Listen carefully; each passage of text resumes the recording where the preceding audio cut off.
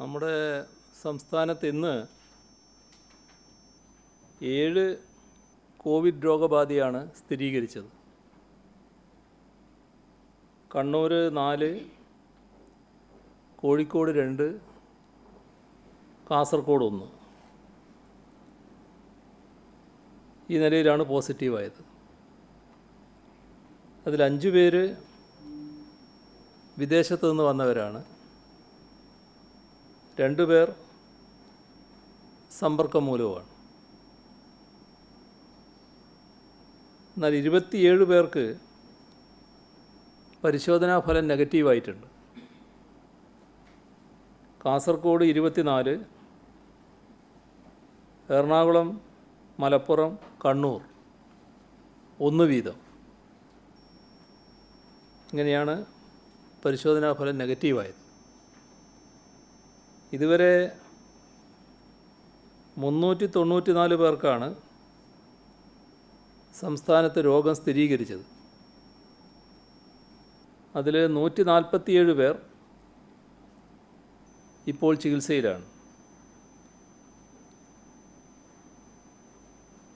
88,855 പേരാണ് ഇപ്പോൾ സംസ്ഥാനത്ത് നിരീക്ഷണത്തിലുള്ളത്. അതിൽ വീടുകളിലുള്ളവർ 88,332 പേരാണ്. ആശുപത്രികളിൽ 532 പേരാണ്. ഇന്ന് മാത്രം 108 പേരെ ആശുപത്രിയിൽ പ്രവേശിപ്പിച്ചു. ഇതുവരെ 17,400 സാമ്പിളുകളാണ് പരിശോധനയ്ക്ക് അയച്ചത്.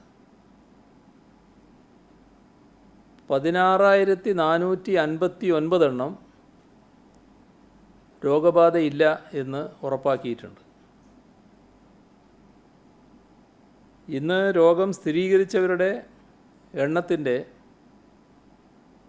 ഏതാണ്ട് 3 ഇരട്ടിയാണ് രോഗമുക്തി നേടിയവരുടെ എണ്ണം. നമ്മുടെ പ്രതിരോധ പ്രവർത്തനങ്ങളുടെ ഗുണഫലം തന്നെയാണിത്. അതോടൊപ്പം ആശ്വാസം പകരുന്ന മറ്റു ചില കാര്യങ്ങൾ കൂടിയുണ്ട്. ബ്രിട്ടീഷ് എയർവേസിൻ്റെ പ്രത്യേക വിമാനം ഇന്നലെ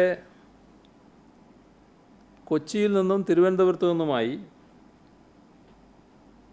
268 യാത്രക്കാരുമായി ബ്രിട്ടനിലേക്ക് യാത്ര തിരിച്ചു. ഈ കൂട്ടത്തിൽ കോവിഡ് രോഗം ഭേദപ്പെട്ട 7 വിദേശ പൗരന്മാരുമുണ്ട്. നമ്മുടെ സംസ്ഥാനം കോവിഡിനെ പ്രതിരോധിക്കുന്നതിനുണ്ടാക്കിയ നേട്ടത്തിൻ്റെ സൂചനയാണിത്.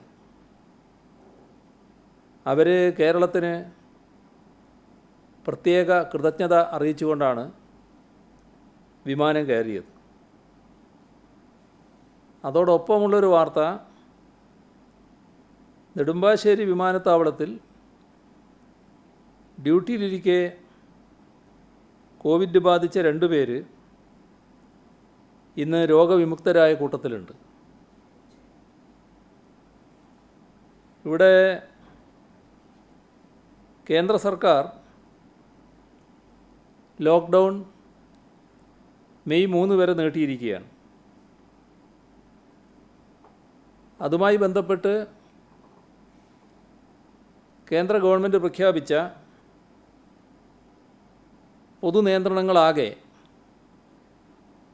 സംസ്ഥാനം പൂർണ്ണമായ തോതിൽ തന്നെ അംഗീകരിച്ച് നടപ്പാക്കുകയാണ്.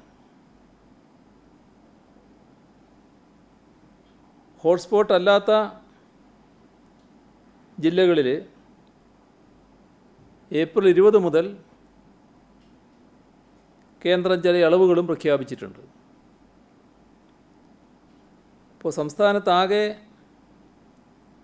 ബാധകമായ നിയന്ത്രണങ്ങൾ, ഉദാഹരണത്തിന് വിമാനയാത്ര, ട്രെയിൻ ഗതാഗതം, മെട്രോ യാത്ര, മറ്റ് പൊതുഗതാഗത മാർഗങ്ങൾ പൂർണ്ണമായി നിരോധിച്ചിരിക്കുകയാണ്. സംസ്ഥാനം വിട്ടുള്ള യാത്രയും ജില്ല വിട്ടുള്ള യാത്രയും നിയന്ത്രണമുണ്ട്. അതുപോലെ വിദ്യാഭ്യാസ സ്ഥാപനങ്ങൾ, പരിശീലന കേന്ദ്രങ്ങൾ ഇവയുടെ എല്ലാം പ്രവർത്തനം കേന്ദ്ര സർക്കാർ നിർത്തിവച്ചിരിക്കുകയാണ്. ആരാധനാലയങ്ങൾ, സിനിമാ ഹാളുകൾ, ആളുകൾ കൂടുന്ന പൊതുസ്ഥലങ്ങൾ, അത്തരം കാര്യങ്ങളെല്ലാം ഈ നിയന്ത്രണത്തിൽ പെടുകയാണ്. അത്തരത്തിലുള്ള എല്ലാ നിയന്ത്രണങ്ങളും സംസ്ഥാനത്ത് തുടരുകയും നടപ്പാക്കുകയും ചെയ്യും. സംസ്ഥാന അതിർത്തികൾ അടച്ചിട്ടിരിക്കുകയാണ്. സംസ്ഥാനത്തിന് പുറത്തേക്കോ സംസ്ഥാനത്തിലേക്കോ ആർക്കും സഞ്ചരിക്കാനാവില്ല. അന്തർജില്ലാ യാത്രകളും നിരോധിച്ചിരിക്കുകയാണ്. ഇത് രണ്ടും തുടരുക തന്നെ ചെയ്യും. കേന്ദ്ര ലിസ്റ്റ് അനുസരിച്ച് കാസർഗോഡ്, കണ്ണൂർ, എറണാകുളം, മലപ്പുറം, തിരുവനന്തപുരം, പത്തനംതിട്ട ജില്ലകളെയാണ് ഹോട്ട്സ്പോട്ടുകളായി കണക്കാക്കിയിട്ടുള്ളത്. കോവിഡ് പോസിറ്റീവായി ഇപ്പോൾ ചികിത്സയിലുള്ളവരുടെ എണ്ണം കണക്കാക്കിയാൽ കാസർഗോഡ് 61, കണ്ണൂർ 45, മലപ്പുറം 9 ഈ തരത്തിലാണുള്ളത്. ഈ 3 ജില്ലകൾ കഴിഞ്ഞാൽ സംസ്ഥാനത്ത് ഏറ്റവും കൂടുതൽ പോസിറ്റീവ് കേസ് 9 എണ്ണമുള്ള കോഴിക്കോടാണ്. അപ്പോൾ ഈ 4 ജില്ലകളും ചേർത്ത് ഒരു മേഖല ആക്കുന്നതാണ് നല്ലത് എന്ന അഭിപ്രായം സംസ്ഥാനത്തിനുണ്ട്. ഈ അഭിപ്രായം കേന്ദ്ര ഗവൺമെൻറ്റിനെ അറിയിക്കും. കേന്ദ്രത്തിൻ്റെ അംഗീകാരത്തോടെ അത് നടപ്പാക്കാനാണ് സംസ്ഥാനം ഉദ്ദേശിക്കുന്നത്. ഈ 4 ജില്ലകളിലും ലോക്ക്ഡൗൺ ഇളവില്ലാതെ തുടരേണ്ട സാഹചര്യമാണുള്ളത്. മെയ് 3 വരെ പ്രഖ്യാപിച്ച ലോക്ക്ഡൗൺ കർശനമായി തുടരും. ഇതിൽ കോഴിക്കോട് കൂടി ഉൾപ്പെടുത്തുന്നതിന് മറ്റ് പ്രശ്നങ്ങൾ ഉണ്ടാകുന്നില്ല. എന്നാൽ ഈ പറഞ്ഞ കാറ്റഗറിയിൽ മറ്റ് ചില ജില്ലകൾ, നേരത്തെ കേന്ദ്രം ഹോട്ട്സ്പോട്ടായി കണക്കാക്കിയ ചില ജില്ലകൾ ഈ കാറ്റഗറിയിൽ പെടുന്നില്ല എന്നതിന് കേന്ദ്രത്തിൻ്റെ പ്രത്യേക അനുമതി വാങ്ങേണ്ടതുണ്ട്. കോഴിക്കോടിനെ ഉൾപ്പെടുത്തുന്നതിന് മറ്റ് തടസ്സം കേന്ദ്രത്തിനുണ്ടാവില്ല. നേരത്തെ പ്രഖ്യാപിച്ച സാഹചര്യത്തിൽ ഇതിനൊരു പ്രത്യേക കാറ്റഗറിയായി 4 ജില്ലകളെ പ്രത്യേക കാറ്റഗറിയായി പെടുത്തുമ്പോൾ അതിനുള്ള അനുമതി വാങ്ങാനാണ് സംസ്ഥാനം ശ്രമിക്കുന്നത്. ഈ ജില്ലകളിൽ തീവ്ര രോഗബാധയുള്ള ഹോട്ട്സ്പോട്ട് പ്രത്യേകമായി കണ്ടെത്തും. അത്തരം വില്ലേജുകളുടെ അതിർത്തി അടക്കും. എൻട്രി പോയിൻറ്റും എക്സിറ്റ് പോയിൻറ്റും ഈ വില്ലേജുകൾക്കുണ്ടായിരിക്കും. മറ്റ് വഴികളെല്ലാം അടക്കും. ഭക്ഷ്യവസ്തുക്കളും മറ്റും സർക്കാർ അനുവദിക്കുന്ന ഈ പോയിൻറ്റിലൂടെയാണ് എത്തിക്കുക. അടുത്ത മേഖലയായി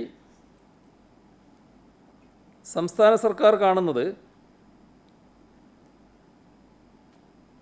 6 പോസിറ്റീവ് കേസുള്ള പത്തനംതിട്ട, 3 പോസിറ്റീവ് കേസുള്ള എറണാകുളം,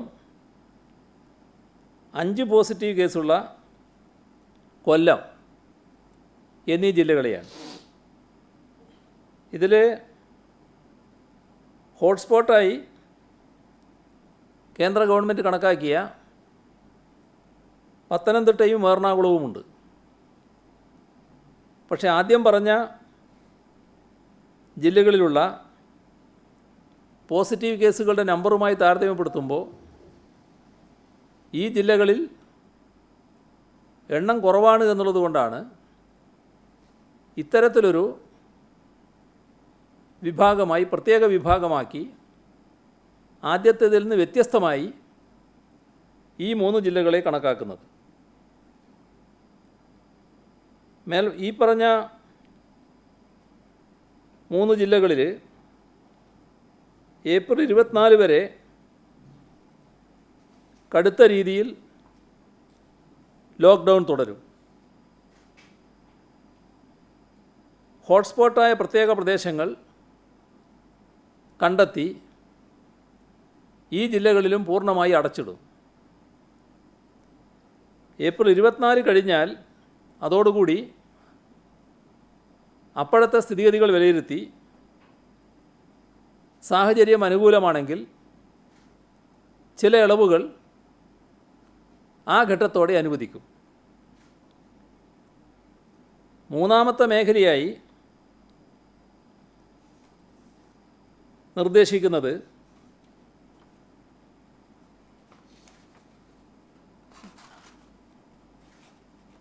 ആലപ്പുഴ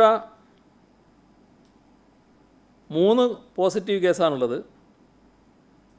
തിരുവനന്തപുരം 2 പോസിറ്റീവ് കേസാണ്. പാലക്കാട് 2, തൃശ്ശൂർ 1, വയനാട് 1.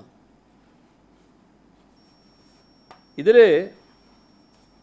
ഹോട്ട്സ്പോട്ടായി കേന്ദ്ര സർക്കാർ പ്രസ്താവിച്ച തിരുവനന്തപുരം ജില്ല ഉൾപ്പെടുന്നുണ്ട്. പക്ഷേ തിരുവനന്തപുരം ജില്ലയുടെ പോസിറ്റീവായ കേസുകൾ കണക്കിലെടുത്താൽ 2 പേർ മാത്രമാണ് പോസിറ്റീവായി നിൽക്കുന്നത്. അപ്പോൾ അതുകൊണ്ട് ഈ മൂന്നാമത്തെ ഗണത്തിൽ തിരുവനന്തപുരം ഉൾപ്പെടുന്നതാണ് നല്ലത് എന്നാണ് അഭിപ്രായം. അത്തരത്തിൽ ഒരു നിർദ്ദേശം കേന്ദ്ര സർക്കാരിന് മുന്നിൽ സമർപ്പിക്കാനാണ് ഉദ്ദേശിക്കുന്നത്. ഈ മേഖലയിൽ ഭാഗികമായി സാധാരണ ജീവിതം അനുവദിക്കും. എന്നാൽ മറ്റെല്ലാ നിയന്ത്രണങ്ങളും ഇവിടെയും ബാധകമായിരിക്കും. സംസ്ഥാന അതിർത്തി, ജില്ലാ അതിർത്തി എല്ലാം അടഞ്ഞു കിടക്കും. സിനിമാ ഹാളുകൾ, ആരാധനാലയങ്ങൾ എല്ലായിടവും ഒരേ നിലയായിരിക്കും. കൂട്ടം കൂടൽ, പൊതു സ്വകാര്യ പരിപാടികൾ, വിവിധ കൂടിച്ചേരലുകൾ, വിവിധ പാർട്ടികൾ ഇതെല്ലാം പൂർണ്ണമായി ഇവിടെയും നിരോധിക്കും. ഇവിടങ്ങളിലുമുള്ള ഹോട്ട്സ്പോട്ടായ പ്രദേശങ്ങൾ അടച്ചിടും. അതോടൊപ്പം ചില ഇളവുകൾ കടകൾ, റെസ്റ്റോറൻറ്റുകൾ അങ്ങനെയുള്ളവ വൈകുന്നേരം 7 മണി വരെ അനുവദിക്കുന്ന നിലയുണ്ടാവും. നമ്മുടെ സംസ്ഥാനത്ത് പോസിറ്റീവായ കേസുകളില്ലാത്ത 2 ജില്ലയാണുള്ളത്, കോട്ടയവും ഇടുക്കിയും. ഇതിൽ ഇടുക്കി ഈ 2 ജില്ലയെയും മറ്റൊരു മേഖലയായി തരംതിരിക്കും. ഇടുക്കി തമിഴ്നാട് അതിർത്തി പങ്കിടുന്ന ജില്ലയാണ്. അപ്പോൾ സംസ്ഥാന അതിർത്തിയുണ്ട് എന്നുള്ളതുകൊണ്ട് കൂടുതൽ ജാഗ്രത അവിടെ പാലിക്കേണ്ടതായിട്ടുണ്ട്. അപ്പോൾ സംസ്ഥാന അതിർത്തി പൂർണ്ണമായും അടച്ചിടും. ഈ 2 ജില്ലയും ജില്ല വിട്ടുള്ള യാത്ര അനുവദിക്കില്ല. ആവശ്യമായ സുരക്ഷാ ക്രമീകരണങ്ങളോടെ സാധാരണ ജീവിതം അനുവദിക്കാനാണ് ഉദ്ദേശിക്കുന്നത്. അപ്പോൾ സാധാരണ ജീവിതത്തിനുള്ള അനുമതി ഇവിടെ ഉണ്ടാവും. എന്നാൽ മറ്റു നിയന്ത്രണങ്ങളെല്ലാം ബാധകമായിരിക്കും. നേരത്തെ പറഞ്ഞ കൂട്ടം ചേരൽ, സിനിമാ ഹാളുകൾ, ആരാധനാലയങ്ങൾ, അതിനെല്ലാം ഉള്ള നിയന്ത്രണങ്ങൾ ഇവിടെയും ബാധകമായിരിക്കും. എവിടെയായാലും പുറത്തിറങ്ങുന്നവർ മാസ്ക് ധരിക്കാൻ ശ്രദ്ധിക്കണം. എല്ലായിടങ്ങളിലും സാനിറ്റൈസറും കൈ കഴുകാൻ സൗകര്യവും ഒരുക്കണം. കോവിഡ് പ്രതിരോധ നടപടികൾ വിജയിപ്പിക്കുന്നതിന് ഓരോ ജില്ലക്കും പ്രത്യേകമായ രോഗപ്രതിരോധ പ്ലാൻ ഉണ്ടാക്കും. വികേന്ദ്രീകൃതമായ രീതിയിൽ ഈ കാര്യങ്ങൾ നടപ്പാക്കാനാണ് ഉദ്ദേശിക്കുന്നത്. ഇപ്പോൾ തദ്ദേശ സ്വയംഭരണ സ്ഥാപനങ്ങൾക്ക് വളരെ പ്രധാനപ്പെട്ട പങ്ക് വഹിക്കാനുണ്ട്. ഇപ്പോൾ അവർ ആരോഗ്യമേഖലയോടൊപ്പം സ്തുത്യർഹമായ പങ്കാണ് വഹിച്ചു പോരുന്നത്. അത് തുടർന്നും തദ്ദേശ സ്വയംഭരണ സ്ഥാപനങ്ങൾ വഹിക്കേണ്ടതായിട്ടുണ്ട്. ഹോട്ട്സ്പോട്ട് മേഖല വരുന്ന സ്ഥലത്ത് തദ്ദേശ സ്വയംഭരണ സ്ഥാപനത്തിന്, ബന്ധപ്പെട്ട തദ്ദേശ സ്വയംഭരണ സ്ഥാപനത്തിന് സവിശേഷമായ പ്ലാൻ ഉണ്ടാവണം. രോഗവിമുക്തരായി പലരും ആശുപത്രിയിൽ നിന്ന് ഇറങ്ങുന്നുണ്ട്. അങ്ങനെ ഡിസ്ചാർജ് ചെയ്യുന്നവരും അവരുടെ കുടുംബാംഗങ്ങളും ഒരു കാര്യം ശ്രദ്ധിക്കണം. ആശുപത്രിയിൽ നിന്ന് പുറത്തിറങ്ങിയാലും 14 ദിവസം പുറത്തിറങ്ങുകയോ മറ്റുള്ളവരുമായി സമ്പർക്കം പുലർത്തുകയോ ചെയ്യരുത്. അത് നേരത്തെ രോഗിയായ ആൾ മാത്രമല്ല, അദ്ദേഹത്തിൻ്റെ കുടുംബാംഗങ്ങൾ കൂടി ഈ നില പാലിക്കണം. തദ്ദേശ സ്വയംഭരണ തലത്തിൽ ഈ കുടുംബങ്ങളെ നിരീക്ഷിക്കുന്നതിന് സംവിധാനം ഏർപ്പെടുത്തും. ജനങ്ങൾക്ക് സ്വാഭാവിക ജീവിതം നയിക്കാൻ സഹായകമായ രീതിയിൽ ചില മേഖലകളിൽ ഇളവുകൾ നൽകേണ്ടതായി വരും. ആളുകളുടെ കയ്യിൽ വരുമാനമുണ്ടാകണമെങ്കിൽ ക്രയവിക്രയ ശേഷി വർദ്ധിക്കണം. തൊഴിൽ മേഖല സജീവമാക്കാനാവണം. അതിൻ്റെ ഭാഗമായി കേന്ദ്ര ഗവൺമെൻറ് നിർമ്മാണ പ്രവർത്തിക്ക് അനുമതി നൽകിയിട്ടുണ്ട്. ഇപ്പോൾ PWD പ്രവർത്തികളും മറ്റ് ഡിപ്പാർട്ട്മെൻറ്റുകളുടെ പ്രവർത്തികളും സ്വകാര്യ മേഖലയിലുള്ള നിർമ്മാണ പ്രവർത്തനങ്ങളും ഇപ്പോൾ സ്തംഭിച്ച അവസ്ഥയാണുള്ളത്. ഹോട്ട്സ്പോട്ട് പ്രദേശങ്ങൾ ഒഴിവാക്കി ബാക്കി സ്ഥലങ്ങളിൽ സുരക്ഷാ ക്രമീകരണങ്ങൾ പാലിച്ച് കേന്ദ്ര ഗവൺമെൻറ് മാനദണ്ഡങ്ങൾക്കനുസൃതമായി നിർമ്മാണ മേഖലയിൽ പ്രവർത്തനം പുനരാരംഭിക്കാനാണ് ഉദ്ദേശിക്കുന്നത്. ഇപ്പോൾ ശാരീരിക അകലം പാലിക്കണം, ആവശ്യമായ ശുചിത്വ മാനദണ്ഡങ്ങൾ അനുസരിക്കുകയും വേണം.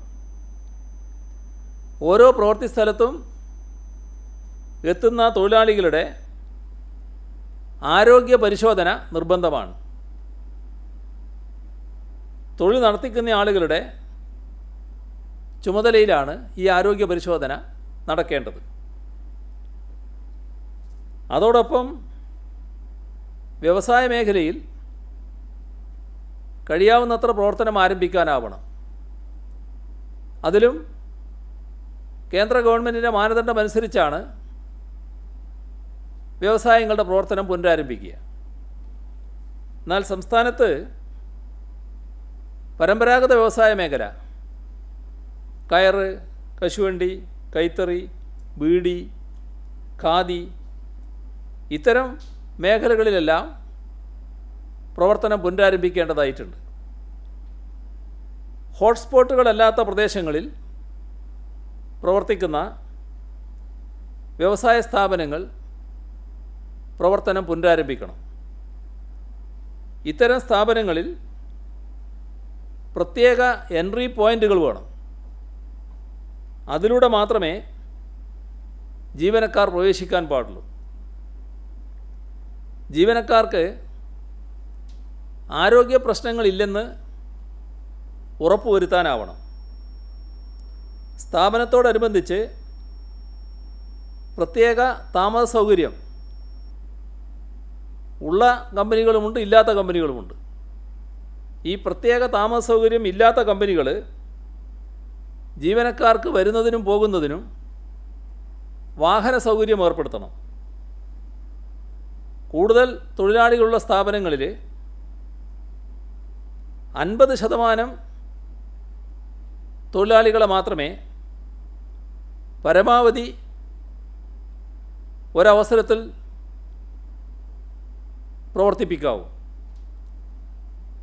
അപ്പോൾ ഷിഫ്റ്റ് സമ്പ്രദായത്തിൽ അത്തരം സ്ഥാപനങ്ങൾ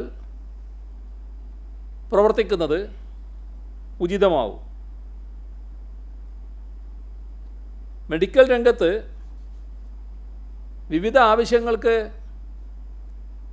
റബ്ബർ ഉപയോഗിക്കേണ്ടതായുണ്ട്. അതുകൊണ്ട് തന്നെ റബ്ബർ സംസ്കരണ യൂണിറ്റുകൾക്ക് പ്രവർത്തനാനുമതി നൽകും. കെട്ടിട നിർമ്മാണ പ്രവർത്തനങ്ങൾ പാതി വഴിയിൽ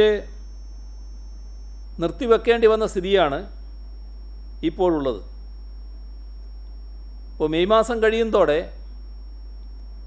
കനത്ത മഴയ്ക്ക് സാധ്യതയുണ്ട്.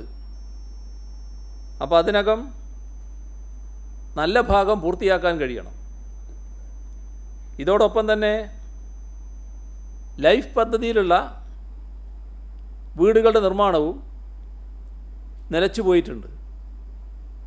അതും ഉടനെ പൂർത്തിയാക്കാനാവണം. ഇതിനെല്ലാം വേണ്ടി താൽക്കാലികമായ സംവിധാനങ്ങൾ ഒരുക്കണം. തദ്ദേശ സ്വയംഭരണ സ്ഥാപനങ്ങൾ ഇത്തരം കാര്യങ്ങൾക്കാവശ്യമായ അനുമതി നൽകേണ്ടതാണ്. കാർഷിക വൃത്തി കേന്ദ്ര ഗവൺമെൻറ് മാനദണ്ഡമനുസരിച്ച് തന്നെ നടത്താവുന്നതാണ് എന്ന് കണ്ടിട്ടുണ്ട്. അപ്പോൾ എല്ലാ പ്രദേശങ്ങളിലും കാർഷിക വൃത്തി അനുവദിക്കും. വിത്തിടുന്നതിന് പാടശേഖരങ്ങൾ പാകപ്പെടുത്തേണ്ടതുണ്ട്. മഴക്കാലപൂർവ്വ പ്രവർത്തനങ്ങൾ നടക്കേണ്ടതുണ്ട്. ഇതെല്ലാം അനുവദിക്കും. അതോടൊപ്പം കാർഷികോൽപ്പന്നങ്ങൾ സംഭരിക്കുകയും മാർക്കറ്റിൽ എത്തിക്കുകയും അത് വിൽപ്പന നടത്തുകയും വേണ്ടതുണ്ട്. അപ്പോൾ അതിനുവേണ്ടി ആവശ്യമായ മാർക്കറ്റുകൾ തുറക്കാം. ഭക്ഷ്യ സംസ്കരണ യൂണിറ്റുകൾ, oil mill, rice mill, flour mill, നമ്മുടെ സംസ്ഥാനത്ത് വെളിച്ചെണ്ണ നല്ലതുപോലെ ഉപയോഗിക്കുന്നതാണ്. ഇപ്പോൾ വെളിച്ചെണ്ണ ഉൽപ്പാദനം, ഇത്തരം കാര്യങ്ങളൊക്കെ പ്രവർത്തിക്കേണ്ടതായിട്ടുണ്ട്. കേന്ദ്ര സർക്കാരിൻ്റെ മാർഗനിർദ്ദേശത്തിൽ വെളിച്ചെണ്ണ ഉൾപ്പെട്ടിരുന്നില്ല, അതുകൂടി ഉൾപ്പെടുത്തുകയാണ്. കാർഷിക ഉൽപ്പന്നങ്ങളുടെ മൂല്യവർദ്ധിത ഉൽപ്പന്നങ്ങൾ ഉണ്ടാക്കുന്ന യൂണിറ്റുകൾക്കും അനുമതി നൽകും. കൃഷിക്ക് വളവും വിത്തും മറ്റും വിൽക്കുന്ന കടകൾ തുറന്ന് പ്രവർത്തിക്കൽ ഒഴിച്ചുകൂടാത്തതാണ്. അതിന് അനുമതി നൽകും. കേരളത്തിൽ സഹകരണ സ്ഥാപനങ്ങൾ ഏറ്റവും പ്രധാനപ്പെട്ടൊരു ഘടകമാണ്.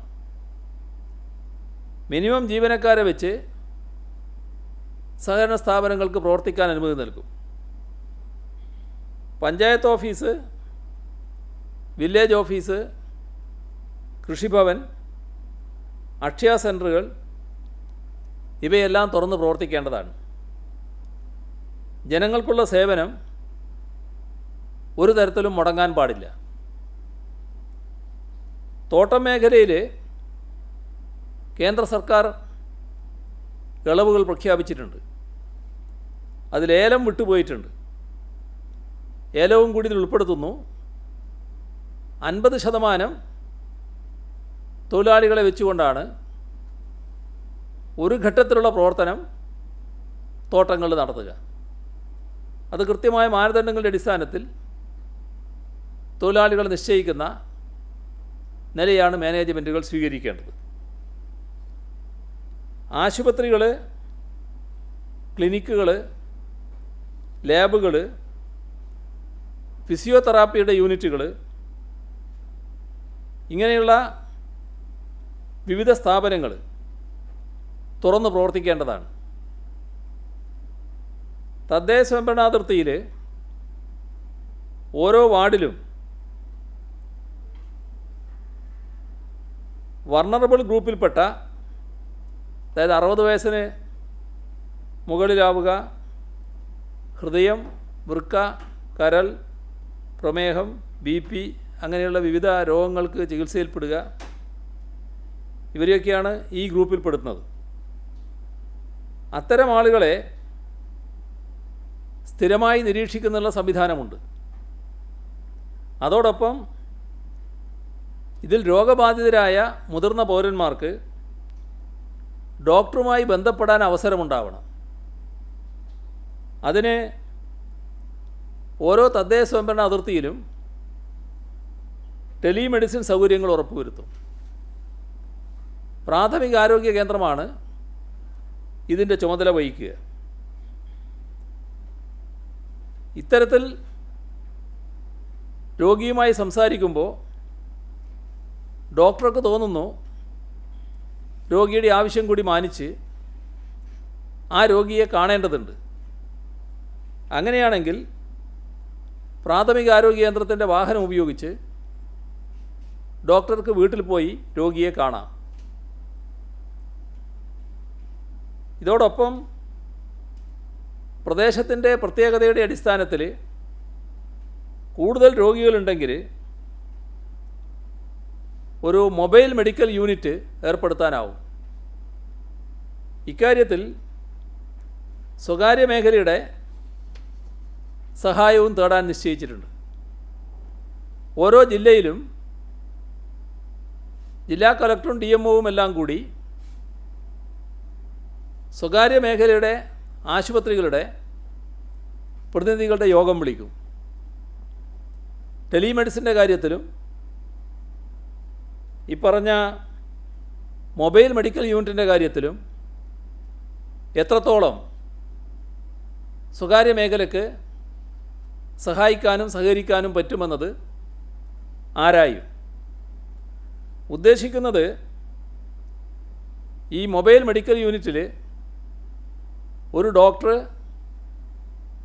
ഒരു സ്റ്റാഫ് നഴ്സ്, ഒരു പാരാമെഡിക്കൽ സ്റ്റാഫ്, മറ്റാവശ്യമായ സജ്ജീകരണങ്ങളെല്ലാം ഉണ്ടാവണമെന്നാണ്.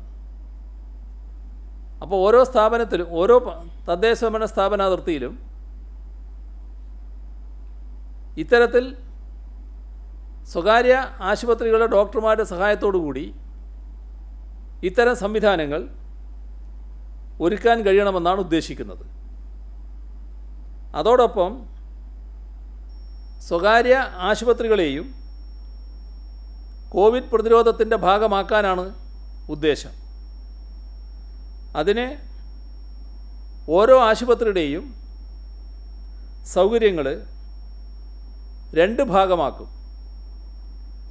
ഒരു ഭാഗം കോവിഡ് ചികിത്സക്ക് മാത്രമായി മാറ്റിവെക്കും. രണ്ടാമത്തെ ഭാഗം മറ്റ് അസുഖങ്ങൾക്കുള്ളവർക്കായി മാറ്റിവെക്കും. ഇത്തരത്തിൽ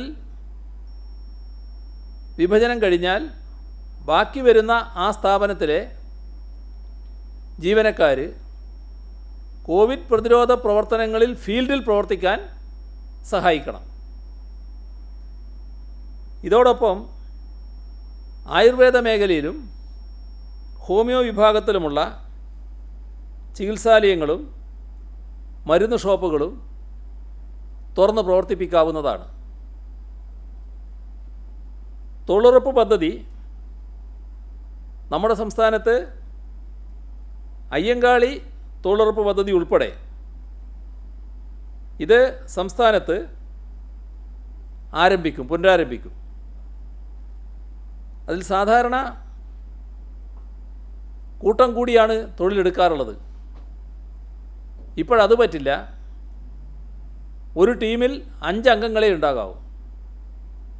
5-ൽ കൂടുതൽ അംഗങ്ങളുടെ ഒരു ടീം ഉണ്ടാകാൻ പാടില്ല. അപ്പോൾ അത്തരം 5 അംഗങ്ങളുടെ ഒരു ടീമിനെ നിശ്ചയിച്ചുകൊണ്ട്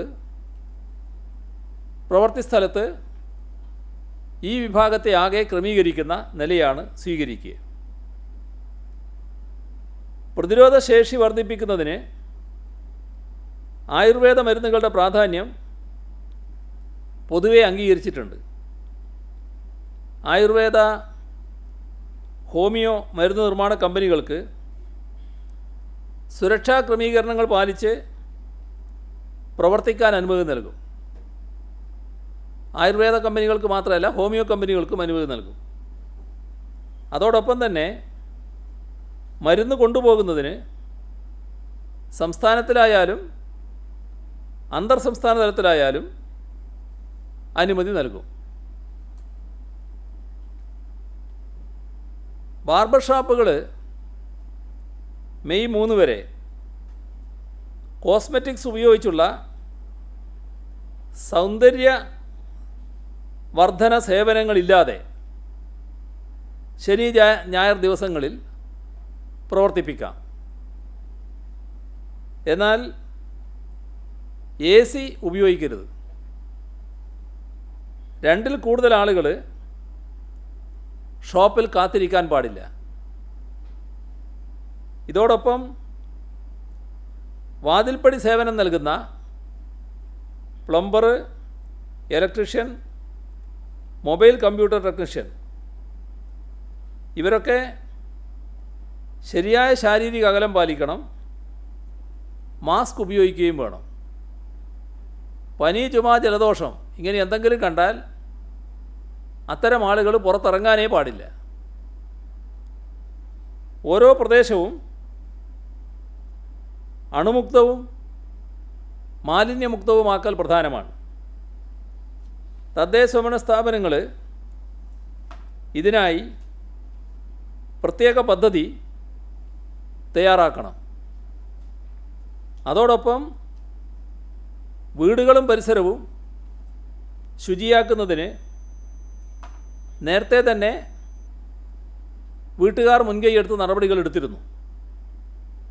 ഇപ്പോൾ ഒന്നുകൂടി ജനങ്ങളെ പ്രേരിപ്പിച്ച് മഴക്കാലപൂർവ്വ ശുചീകരണത്തിലേക്ക് കടക്കേണ്ടതായിട്ടുണ്ട്. തദ്ദേശഭരണ സ്ഥാപനങ്ങൾ സാധാരണ വിപുലമായ ക്യാമ്പയിൻ ഇതിനായി നടത്താറുണ്ട്. ഇപ്പോഴത് കഴിയില്ല. എന്നാൽ ഇപ്പോഴത്തെ സാഹചര്യം അനുസരിച്ച് എല്ലാ വീട്ടിലും ആളുകളുണ്ട്. അവരുടെ അടുത്തേക്ക് ഈ നിർദ്ദേശം എത്തിച്ചാൽ അവരാ കാര്യം ഭംഗിയായി നിർവഹിക്കും.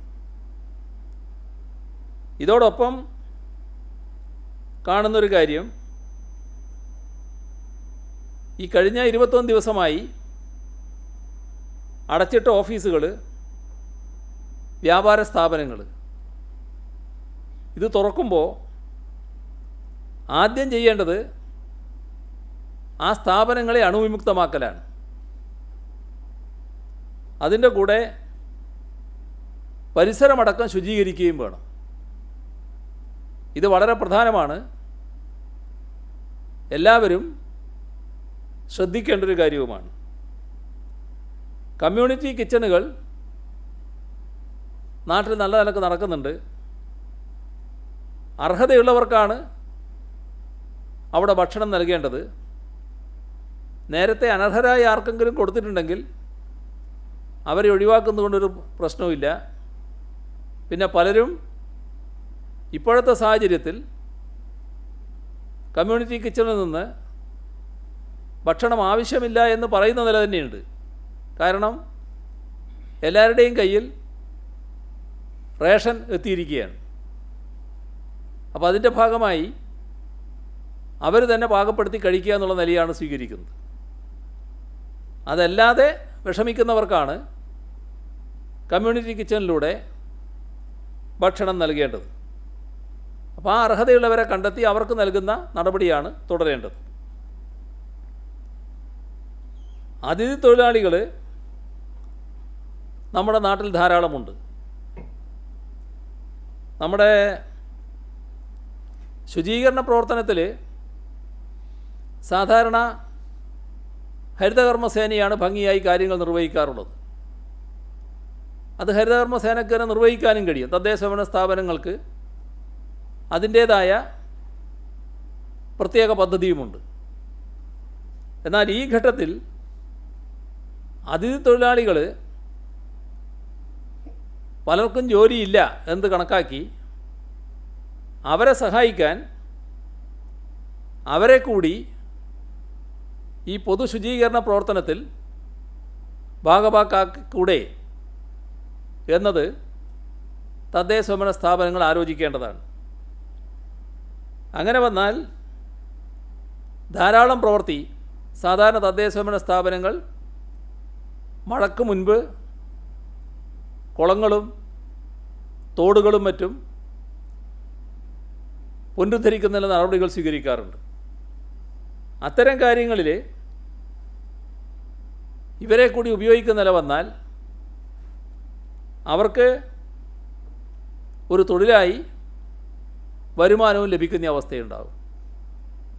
അവർക്ക് സമ്മതമാണെങ്കിൽ ആ നിലയിൽ അവരെ ഉപയോഗിക്കുന്നത് ഇന്നത്തെ സാഹചര്യത്തിൽ അവർക്ക് ഗുണകരമാവുമെന്ന് കാണണം. ലൈഫ് പദ്ധതിയിൽ മുടങ്ങിപ്പോയ വീടുകളുണ്ട്, വീട് നിർമ്മാണമുണ്ട്. അവയുടെ നിർമ്മാണം മഴയ്ക്ക് മുൻപേ പൂർത്തിയാക്കാൻ ശ്രദ്ധിക്കണം. അക്കാര്യത്തിൽ ഒരു തടസ്സം വരിക തൊഴിലാളികളെ ലഭിക്കുന്ന പ്രശ്നം തന്നെയാണ്. അപ്പോൾ അതിലും ഇന്നത്തെ ഘട്ടത്തിൽ അതിഥി തൊഴിലാളികളെ ഉപയോഗിക്കാനാകുമോ എന്നത് പരിശോധിക്കേണ്ടതാണ്. പൊതു ശുചീകരണ പ്രവൃത്തികൾക്ക് ശുചിത്വ മിഷൻ്റെയും തദ്ദേശഭരണ സ്ഥാപനത്തിൻ്റെയും ഫണ്ടാണ് ഉപയോഗിക്കേണ്ടത്. സ്വാഭാവികമായും ഹരിതസേനയുടെ നേതൃത്വത്തിൽ അത്തരം പ്രവർത്തനങ്ങൾ നടത്തുകയും വേണം. ഇവിടെ നിശ്ചിത മാനദണ്ഡങ്ങൾ പ്രകാരം തുറക്കാൻ അനുമതിയില്ലാത്ത സ്ഥാപനങ്ങളുണ്ട്. നേരത്തെ അടഞ്ഞു കിടക്കുകയാണ്. ഇനിയും അവർ മെയ് 3-ാം തീയതി വരെ അടഞ്ഞു കിടക്കണം. അത്തരം സ്ഥാപനങ്ങൾക്ക് ആ സ്ഥാപനങ്ങൾ തുറന്ന് അവിടെ വൃത്തിയാക്കാനും അതിനകത്തെന്തെങ്കിലും ക്രമീകരണം ആവശ്യമുണ്ടെങ്കിൽ അത് വരുത്താനും ഒരു ദിവസം നൽകും. അത് അതിൻ്റെ പ്രവൃത്തി നടത്താനല്ല, ഈ പറഞ്ഞ കാര്യം നടത്താനാണ്. ചിലപ്പോൾ ചതില് കയറി നശിച്ചു പോകുന്ന കാര്യം ഉണ്ടാവും. ചില കാര്യങ്ങൾ പ്രത്യേകമായി ഒന്ന് മാറ്റി വെക്കേണ്ടതൊക്കെ ഉണ്ടാവും. അങ്ങനെയുള്ള കാര്യങ്ങൾ ചെയ്യാൻ ഒരു ദിവസം അനുവദിക്കുന്നതാണ്. ശ്രദ്ധിക്കേണ്ട കാര്യം, എല്ലാ ഇളവുകളും ആവശ്യമായ സുരക്ഷാ ക്രമീകരണങ്ങളും ശാരീരിക അകലവും പാലിച്ചുകൊണ്ട് മാത്രമേ പ്രയോജനപ്പെടുത്താനാവൂ. അത്യാവശ്യം വേണ്ട ആളുകളെ മാത്രമേ ജോലിക്ക് നിയോഗിക്കാവൂ. അതിൽ രോഗലക്ഷണമുള്ളവരെ ഒരു കാരണവശാലും ഈ ഇളവിൻ്റെ പേരിൽ ജോലി ചെയ്യിക്കരുത്. ഏപ്രിൽ 20 മുതൽ ഇടപെട്ട ദിവസങ്ങളിൽ വാഹനങ്ങൾ ഓടുന്നതിന് ഒരു ക്രമീകരണം ഉദ്ദേശിക്കുന്നുണ്ട്. അത് ഒറ്റ ഇരട്ടയക്ക നമ്പർ വാഹനങ്ങൾ ഓടാൻ അനുവദിക്കുന്ന രീതിയിലാണ് ക്രമീകരണം ഉണ്ടാവുക. സ്ത്രീകൾ ഓടിക്കുന്ന വാഹനത്തിന് ഇളവുകൾ ഉണ്ടാവും. അതോടൊപ്പം നമ്മുടെ സംസ്ഥാനത്ത് നിർത്തിയിട്ട വാഹനങ്ങൾ പലയിടത്തായിട്ടുണ്ട്. പ്രത്യേകിച്ച് ഈ വാഹന വിപണിക്കാരുണ്ടല്ലോ, അവരടുത്ത് ധാരാളം വാഹനങ്ങൾ നിർത്തിയിട്ടിരിക്കുകയായിരിക്കും. അപ്പോൾ അതൊക്കെ കേടാവാതിരിക്കാൻ ഇടയ്ക്ക് സ്റ്റാർട്ടാക്കുക എന്നുള്ളത് വളരെ പ്രധാനമാണ്. അപ്പോൾ അതിന് ആഴ്ചയിൽ ഒരു ദിവസം അത് സ്റ്റാർട്ടാക്കുന്നതിന് അനുമതി കൊടുക്കും. അത് യൂസ്ഡ് വാഹനങ്ങൾ വിൽക്കുന്ന സ്ഥാപനങ്ങൾക്കും മറ്റെവിടെയെങ്കിലും ഇപ്പോൾ പ്രൈവറ്റ് ബസ്സുകളൊക്കെ നിർത്തിയിട്ടിട്ടുണ്ടല്ലോ പലയിടങ്ങളിലായിട്ട്, അത്തരം വാഹനങ്ങൾക്കും ഈ അവസരം ഉപയോഗിക്കാവുന്നതാണ്.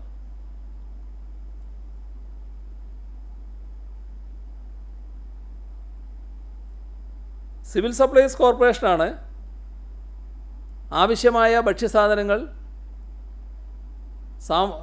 സാമൂഹ്യ അടുക്കളക്കായാലും അതിഥി തൊഴിലാളികൾക്കായാലും എത്തിക്കുന്നത്. അത് കൃത്യമായി എത്തിക്കുന്നതിന് ശ്രദ്ധ വേണം എന്നത് സിവിൽ സപ്ലൈസ് കോർപ്പറേഷൻ എടുത്ത് നിർദ്ദേശിച്ചിട്ടുണ്ട്. വിദേശത്ത് കഴിയുന്നവർ അവശ്യ മരുന്നുകൾ ഇവിടുന്ന് കൊണ്ടുപോകുന്ന സമ്പ്രദായമുണ്ട്. ഇപ്പോൾ അത് എത്തിക്കുന്നതിന് സംവിധാനമായിട്ടുണ്ട്. കസ്റ്റംസുമായി യോജിച്ച് നോർക്ക ഈ സംവിധാനം ഒരുക്കിയിട്ടുണ്ട്. അപ്പോൾ സേവനം ആവശ്യമുള്ളവർ നോർക്കയുമായി ബന്ധപ്പെട്ടാൽ അതിൻ്റെ മറ്റ് വിശദാംശങ്ങൾ ലഭിക്കും. കലക്ടർമാരും ജില്ലാ പോലീസ് മേധാവികളുമായും ജില്ലാ മെഡിക്കൽ ഓഫീസർമാരുമായും ഇന്ന് വീഡിയോ കോൺഫറൻസ് നടത്തിയിരുന്നു. 3 ആഴ്ചത്തെ ലോക്ക്ഡൗൺ കാലത്ത് സ്തുത്യർഹമായ പ്രവർത്തനമാണ് അവരെല്ലാം നടത്തിയത്.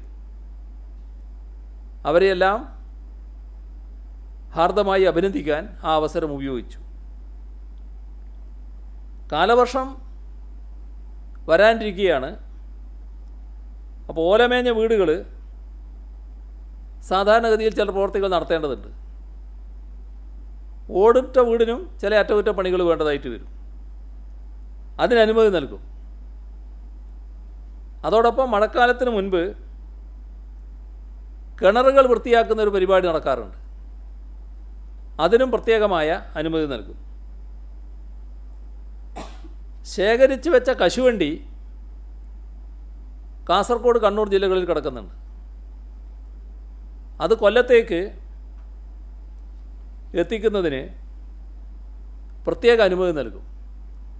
കശുവണ്ടി കോർപ്പറേഷനും കാപ്പെക്സുമാണ് ആ കശുവണ്ടി എടുക്കുന്നത്. അപ്പോൾ അതിന് പ്രത്യേകമായ അനുമതി നൽകും. സഹകരണ സംഘങ്ങളാണ് കശുവണ്ടി സംഭരിച്ചിട്ടുള്ളത്. അവിടെ നിന്നെടുത്ത് ഇവിടെ കൊണ്ടുവരാനാണ് അനുമതി നൽകുക. അംഗൻവാടികൾ അടച്ചിട്ട സാഹചര്യത്തിൽ ഭക്ഷണം വീടുകളിൽ എത്തിച്ച് നൽകാൻ തീരുമാനിച്ചിരുന്നു. ഇപ്പോൾ ലോക്ക്ഡൗൺ നീട്ടിയ സാഹചര്യത്തിൽ ഭക്ഷണ സാധനങ്ങൾ മെയ് 15 വരെ വീടുകളിൽ എത്തിച്ച് നൽകുക തന്നെ ചെയ്യും. അംഗൻവാടി പ്രവർത്തകർ നമ്മുടെ സംസ്ഥാനത്തെ 37 ലക്ഷം സീനിയർ സിറ്റിസൺസിൻ്റെ വിവരങ്ങൾ അന്വേഷിച്ചിട്ടുണ്ട്. അവർക്കാവശ്യമായ സഹായങ്ങൾ വരുത്തുകയും ചെയ്തിട്ടുണ്ട്. പ്രവാസികൾക്ക് ഇപ്പോൾ വലിയ തോതിലുള്ള പ്രയാസമാണല്ലോ. അത് കണക്കിലെടുത്ത് കേരള ബാങ്ക് ഒരു പദ്ധതി തയ്യാറാക്കിയിട്ടുണ്ട്. കേരള ബാങ്കിൻ്റെ 779 ശാഖകൾ കേരളത്തിലുണ്ട്. ഈ ശാഖകളിലൂടെ പ്രത്യേക പ്രവാസി സ്വർണ്ണപ്പണയ വായ്പാ പദ്ധതി നടപ്പാക്കാനാണ് ഉദ്ദേശിക്കുന്നത്. സ്വർണ്ണപ്പണയത്തിന്മേൽ 3% പലിശക്ക് ഒരു പ്രവാസി കുടുംബത്തിന് പരമാവധി 50,000 രൂപ വരെ വായ്പ നൽകുന്നതാണ് പദ്ധതി. ഇൻഷുറൻസ് അപ്രൈസൽ, പ്രോസസ്സിംഗ് ചാർജുകൾ ഈടാക്കാതെയാണ് വായ്പ നൽകുക. വായ്പയുടെ കാലാവധി 4 മാസമായിരിക്കും.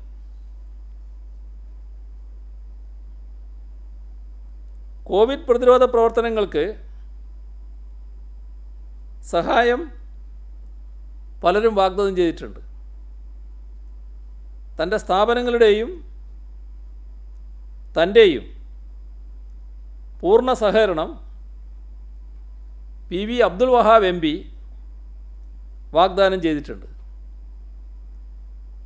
ജൻശിക്ഷൻ സംസ്ഥാൻ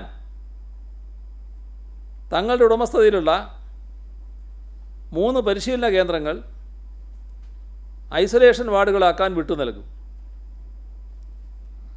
നിർമ്മാണ ചെലവ് മാത്രം ഈടാക്കി 25,000 മാസ്കുകൾ ദിവസേന നിർമ്മിച്ചു നൽകാൻ തയ്യാറാണെന്നും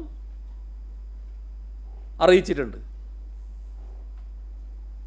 PV's international school, PV's model school, Amal college എന്നിവയും കോവിഡ് പ്രതിരോധത്തിന് വിട്ടു നൽകുമെന്ന് അദ്ദേഹം അറിയിച്ചു. മാതൃകാപരമായ ഇടപെടലാണ് PV അബ്ദുൽ വഹാബ് MPയുടെ ഭാഗത്തു നിന്ന് ഉണ്ടായിട്ടുള്ളത്.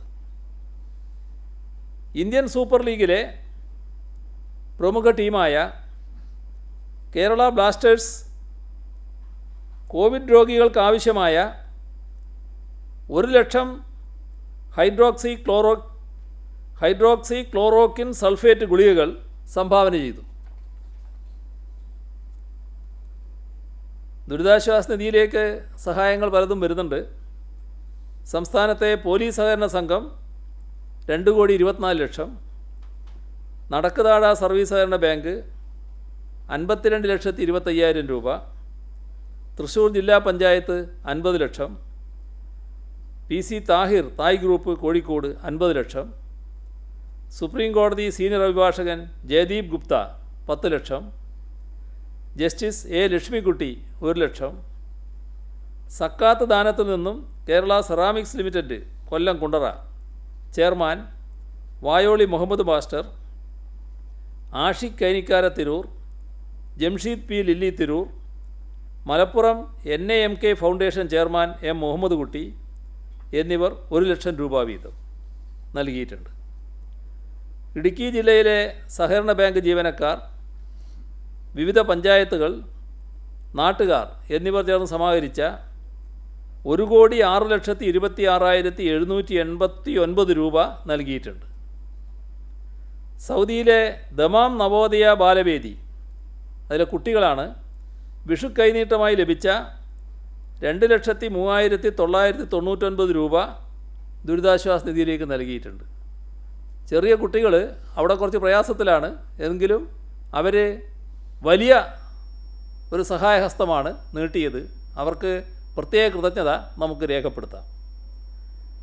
ശിശുക്ഷേമ സമിതിയുടെ കുട്ടികളും ഇവിടുന്ന് നമുക്ക് സഹായം നൽകിയിട്ടുണ്ട്. അവർക്ക് കൈനീട്ടമായി ലഭിച്ച 3,001 രൂപ ദുരിതാശ്വാസ നിധിയിലേക്ക് നൽകിയിട്ടുണ്ട്. അനേകം കുട്ടികളാണ് ചെറിയ ചെറിയ തുകകൾ അയച്ചു തരുന്നത്. എല്ലാവരെയും പേരെടുത്ത് പറയുക അസാധ്യമാണ്. എന്നാൽ ഇതുമായി ബന്ധപ്പെട്ട് പ്രസ് റിലീസ് കൊടുക്കാം. നിങ്ങൾക്കതിൽ താല്പര്യമുണ്ടാവും. അതിൻ്റെ ഒരു പ്രത്യേക കോളം നിങ്ങൾ മാറ്റിവെക്കുന്ന നല്ലതാണ് മാധ്യമങ്ങൾ. അതുമായി ബന്ധപ്പെട്ട് ചെറിയ കുട്ടികളെ പോലുള്ള ചിലർ ഇതിന് തയ്യാറായി മുന്നോട്ട് വരുന്നത് നമ്മൾ പ്രസിദ്ധീകരിക്കേണ്ട കാര്യമാണല്ലോ. അതിന് നിങ്ങൾ തയ്യാറാവണം എന്നാണ് എനിക്ക് പ്രത്യേകം അഭ്യർത്ഥിക്കാനുള്ളത്. ഈ വിഷുക്കൈ നീട്ടം നാടിനു വേണ്ടി നൽകാനുള്ള കുഞ്ഞുങ്ങളുടെ ആവേശത്തെയും ആത്മാർത്ഥതയും എത്ര അഭിനന്ദിച്ചാലും അധികമാവില്ല. അവരെ ഹാർദമായി അഭിനന്ദിക്കുന്നു. ഇതാണ് പൊതുവേ ഇന്ന് പറയാനുള്ളത്. ഈ അളവുകളുടെ കാര്യമൊക്കെ ആയതുകൊണ്ട് കുറച്ച് നീണ്ടുപോയി സാധാരണയിൽ കൂടുതൽ.